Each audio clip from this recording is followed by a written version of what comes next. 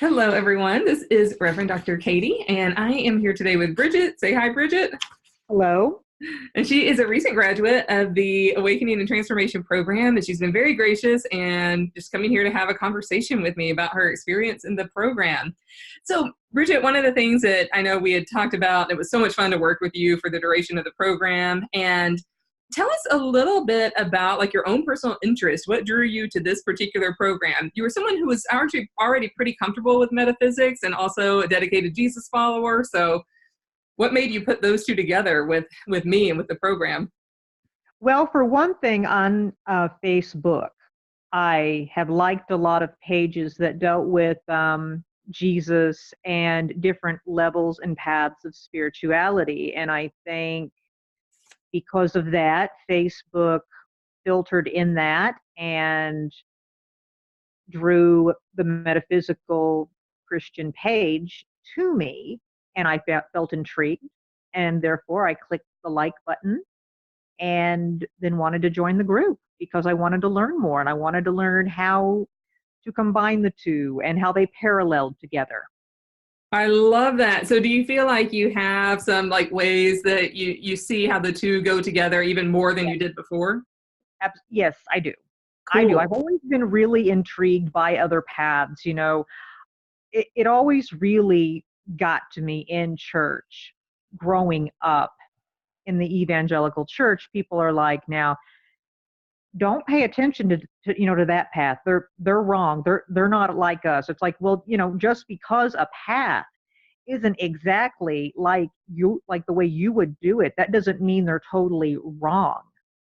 And that just always, I think that's what drew me even more to want to study and go deep into for myself to learn. Yes. Oh, I love that so much. And you go deep very quickly. And that's one of the reasons it was really fun to work with you. And no question is off limits with you, which is like so fantastic as well. Like, so tell us a little bit about like some of the tools that you gained in the program. You're so open-minded and also really dedicated to justice and passionate about your life story. So what are some of the tools that you have now that you can use on a daily, weekly basis in your life?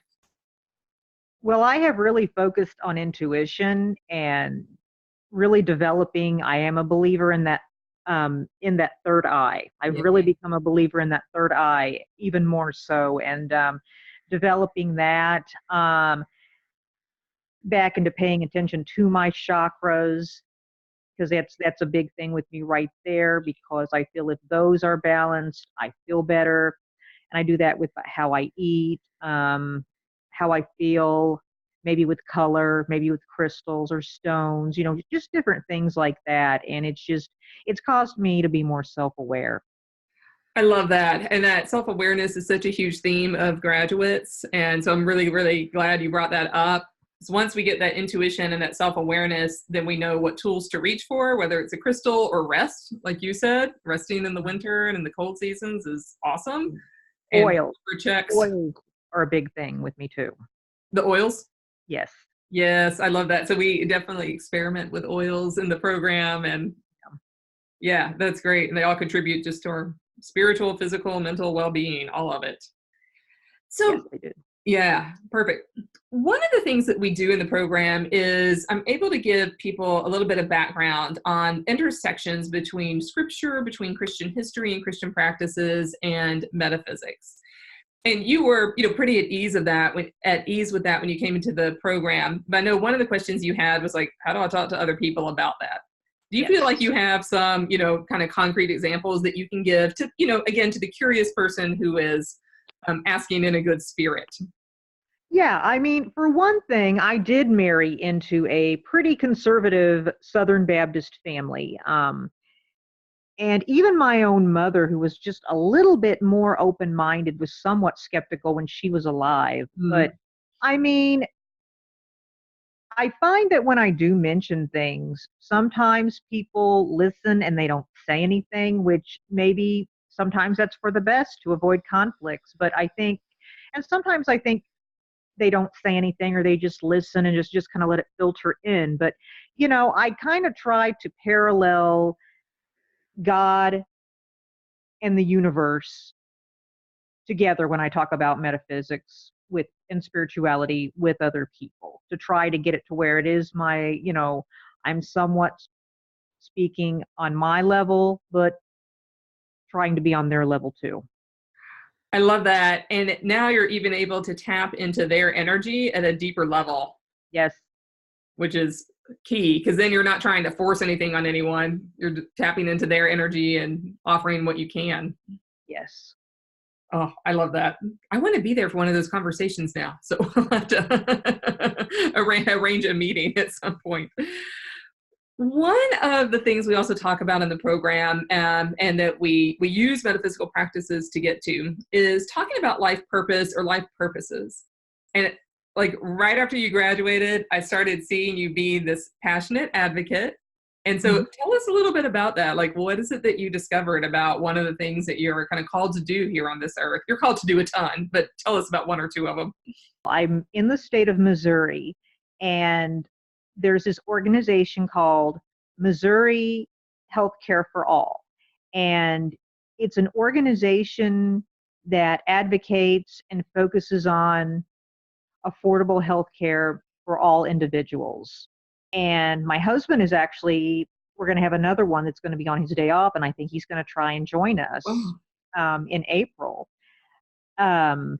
So, to try to go up there for another statewide one. And we pretty much just go to different legislatures and senators' offices and just kind of bring up certain topics dealing with healthcare bills and giving our opinions about them and trying to help them to be aware of supporting and opposing certain bills and giving our side of it and so forth. And like I said, I've done it a couple of times now.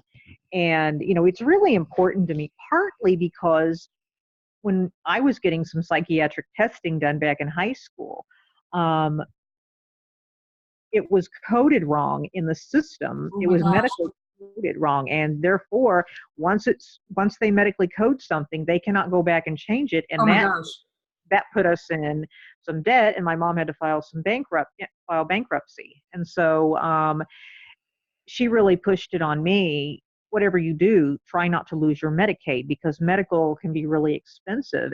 That's one thing that I get fired up about. And I, remember someone one time saying, you can complain all you want to about things, but if you don't do anything, or you try not to, you complain and do nothing, or if there is a way to do nothing and you choose not to, don't complain about it. So, that's what really has gotten me into the whole social justice thing of that.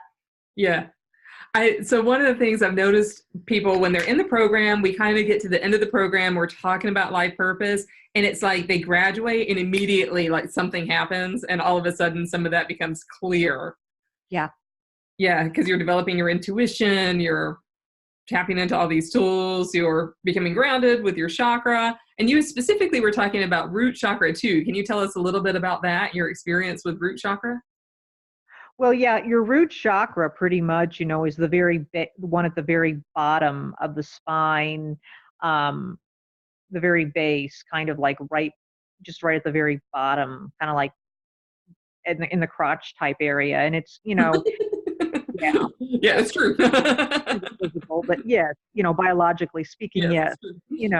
And anyway, it's red, and it has a lot to do. It's the base. It's the foundation for the rest of the chakras and the rest of the energy. And I'm a believer, if you don't have a good base or a good foundation, the rest of you will eventually end up crumbling or falling apart. Mm-hmm. That's why it's really important, for me to be grounded before anything else. Mm-hmm. So do you feel like in the program, were you able to gain the tools to be able to do that? Mm-hmm. Awesome. I think so.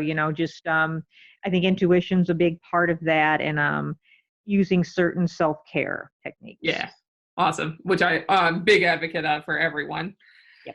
Oh, I love that. So tell us a little bit about your experience in the community, because as you were saying earlier, one of the things that we do is combine Christianity and the Christian faith walk with the metaphysical world. So yeah, what's your experience like as an alum? Do you feel like you have a community that you can turn to? I know if I needed to private message one of our fellow alums, I think I could actually do that if I really, if like I know somebody is good at with communicating with animals, and I Right. feel that if one of my cats was acting kind of weird or something like that, I could reach out to them and message them, and and I know some people have actually come to me, private messaged me Mhm. even, and asked about I'm dealing with this or that with this particular chakra. What would you recommend? And I have, and they really appreciated that. That's amazing. So people are actually reaching out to you Yes, they have reached out. Yes. for your chakra healing talents. I love that. Oh my gosh, this is great. I think that's all my questions. I'm so happy that you came forward, and great things Wonderful. are coming down the pipeline for sure. Yes. Awesome. Thank you.